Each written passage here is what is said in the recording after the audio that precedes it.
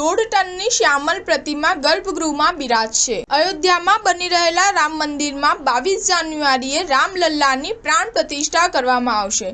વિધિ બાદ 23 જાન્યુઆરીથી ઓટોમેટિક મશીનથી ભક્તોને પ્રસાદ આપવામાં આવશે।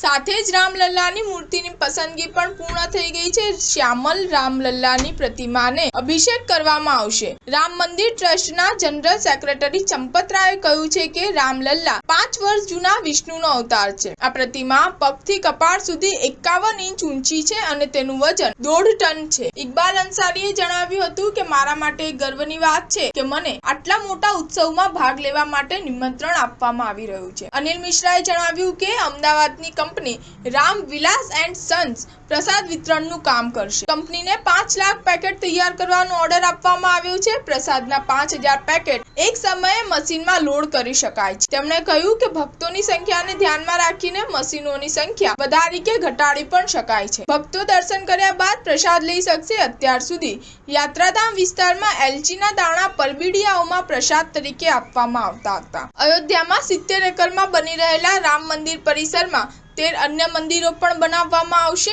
આ સિવાય ભગવાન સૂર્ય, ભગવાન શિવ, માતા ભગવતી, ગણપતિજી, હનુમાનજી અને અન્નપૂર્ણા દેવીના પણ મંદિરો હશે। દિવાલનું કામ પૂર્ણ થયા બાદ આ મંદિરોનું નિર્માણ શરૂ થશે।